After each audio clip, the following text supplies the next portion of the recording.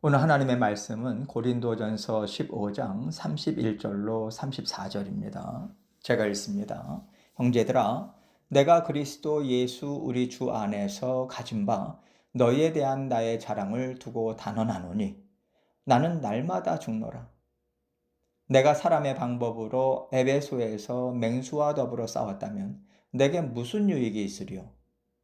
죽은 자가 다시 살아나지 못한다면 내일 죽을 터이니 먹고 마시자 하리라. 속지 말라.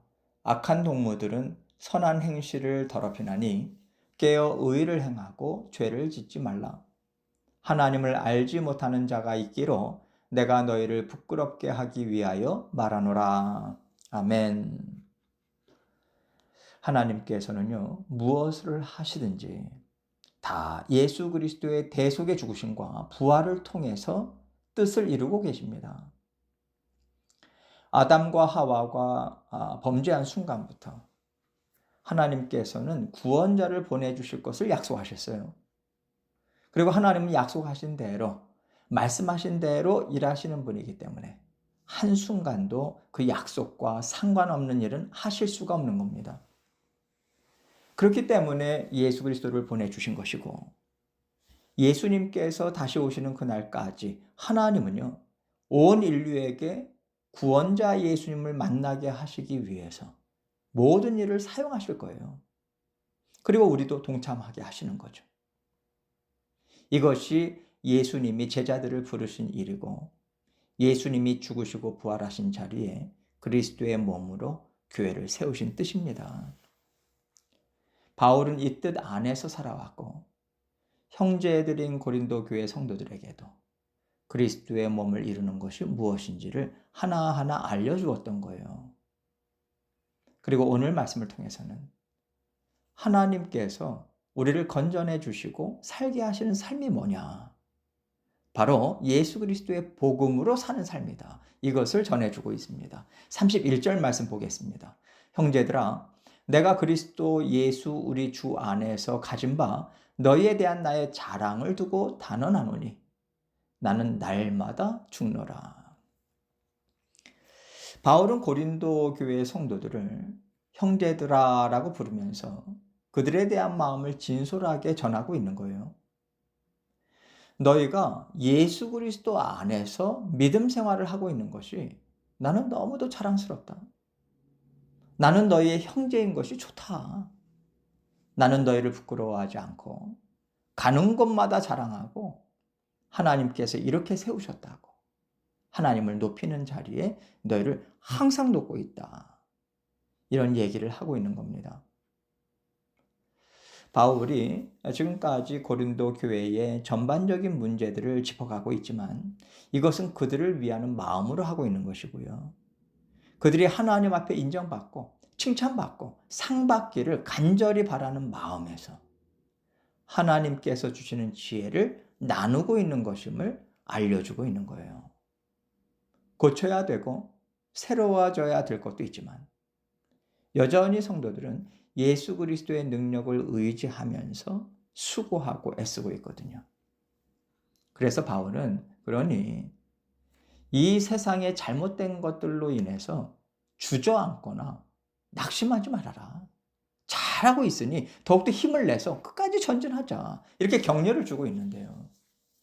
이런 말을 하는 바울 자신도 날마다 죽기는 마찬가지다. 이렇게 고린도 교회 성도들처럼 날마다 어려움을 겪고 있다고 위로도 같이 전해주고 있어요. 나도 죽음에 직면하고 두려움에 떨고 혼란스러운 상황들을 날마다 감당하면서 살고 있기 때문에 애쓰고 수고하는 고린도 교회 성도들의 형편을 나는 잘 이해하고 있다. 이렇게 말하고 있는 거죠.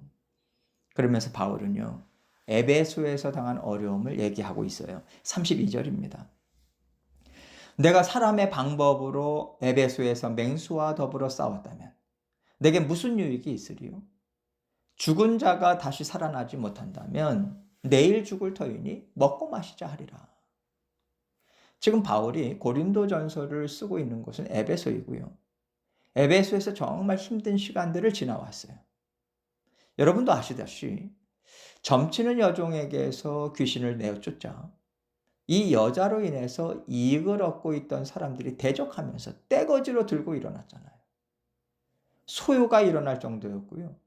바울이 엄청난 핍박을 받았습니다.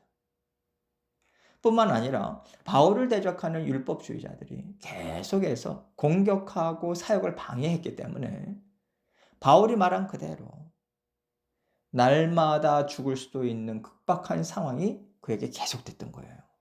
이 일에 대해서 에베소에서 맹수와 더불어 싸웠다라고 비유적으로 얘기하고 있는 거죠. 바울이요, 돈을 얻거나 명예를 얻거나 개인적인 이익을 얻으려고 한 일이 아니잖아요. 오직 그 여종에게 구원이 이르기를 원해서 도와주고 살려내기 위해서 한 일이고, 하나님 나라가 에베소 가운데 임했다는 것을 알려주기 위해서 한 일인데 핍박과 고난에 직면했거든요. 그런데 어떤 사람들이 말하는 대로 믿는 자들의 부활이 없다면 예수 그리스도의 부활도 없다는 것이고, 예수 그리스도의 부활이 없으면 구원도 없는 겁니다. 그러면 이 땅에서 하나님의 말씀대로 살 이유가 없지 않겠어요?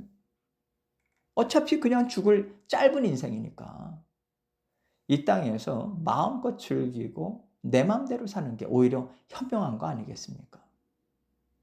이 말대로 보자면요, 바울은 정말 바보 같은 짓을 한 거예요. 그러니까 바울은요, 내가 그렇게 어리석은 사람이겠냐? 수많은 믿음의 선조들이 그렇게 어리석은 사람들이었겠냐? 이 얘기를 하고 있는 겁니다. 사람이 보기에는 우둔해 보일지라도 자신과 믿음의 선조들은 살아계신 예수 그리스도를 분명히 만났기 때문에 이것이 진정 자신을 위하는 길임을 알고 확실한 길을 선택한 것이다. 이 얘기하고 있는 겁니다. 그래서 33절에서 속지 말라. 악한 동무들은 선한 행실을 더럽힌다. 이렇게 말하고 있는 거예요. 우리가 만난 예수 그리스도께서 우리의 구원을 책임지시고 이 땅에서뿐만 아니라 영원한 삶까지도 책임지시는 거 맞다.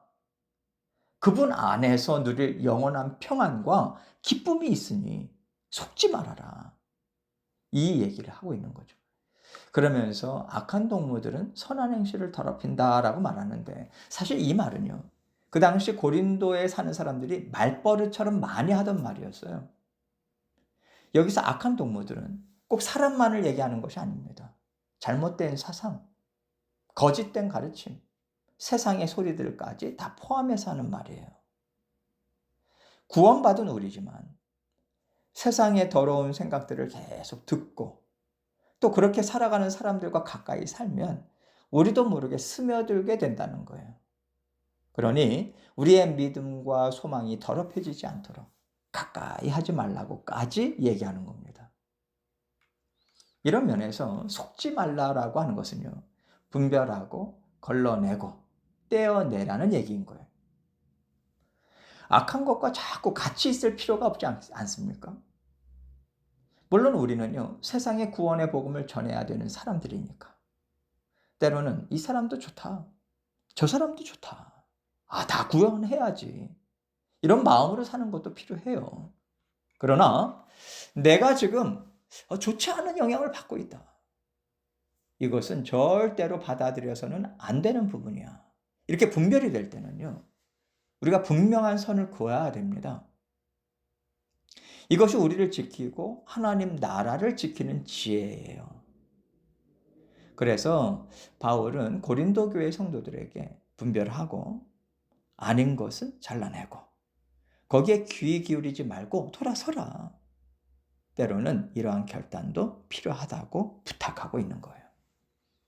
그리고 이어서 이렇게 말합니다. 34절입니다. 깨어 의를 행하고 죄를 짓지 말라. 하나님을 알지 못하는 자가 있기로 내가 너희를 부끄럽게 하기 위하여 말하노라.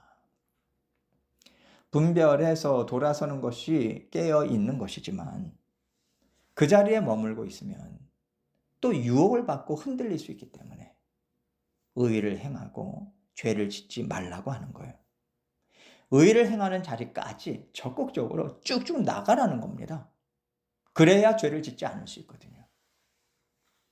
그리고 하나님을 알지 못하는 자가 있기로 내가 너희를 부끄럽게 하기 위하여 말한다고 얘기합니다. 믿음의 성도라고 말은 하지만 지금 고린도 교회 안에서는요, 하나님이 주신 복음도 알지 못하고 오히려 복음을 더럽히고자 하는 사람들이 있거든요. 그래서 바울은 너희는 분별하고 선을 긋고 적극적으로 말씀에 순종하는 의를 행하는 자리까지 나아가는 것이 그들을 부끄럽게 하는 것이고, 그들이 예수 그리스도를 깨달아 알게 하는 일을 하는 거라고 얘기해 주는 겁니다. 하나님의 말씀으로 분별해서 아닌 것은 잘라내고 적극적으로 예수 그리스도께서 주신 사명을 붙잡고 말씀에 순종하면서 사는 것이 하나님 나라를 굳건히 세우는 방법이라는 거예요. 우리 각 사람에게는 성령께서 주시는 마음이 있고요, 각 사람 가운데 일하시는 성령의 역사하심이 있거든요. 성령께서 교회 안에 각 사람을 통해서 힘있게 일하시는데 어떻게 거짓이 그 가운데서 판을 칠 수 있겠습니까? 거짓이 힘을 잃을 수밖에 없는 것이고요. 힘을 잃으면 그때 또 하나님께서 힘을 잃은 사람들까지도 구원하시고 의로운 자로 바꿔주실 수 있지 않겠습니까? 이렇게 교회 안에서도 하나님 나라가 빈틈없이 꽉 차게 하는 것이 하나님 나라를 확장하는 일에 동참하는 거예요. 아니든 바뀌든 하나님의 말씀 그리고 성령 하나님과 함께 사는 삶으로 꽉꽉 채우셔서 정말 예수 그리스도의 복음을 땅끝까지 전하도록 애쓰는 우리가 되어야 하겠습니다. 오늘 하나님께서 주신 말씀으로 하나님께서 각자 들려주신 내 역할을 어떻게 감당해야 되는가 하나님께 여쭙고 또 하나님과 함께 힘있게 오늘도 살아내시는 저와 여러분이 되시기를 주님의 이름으로 축원합니다.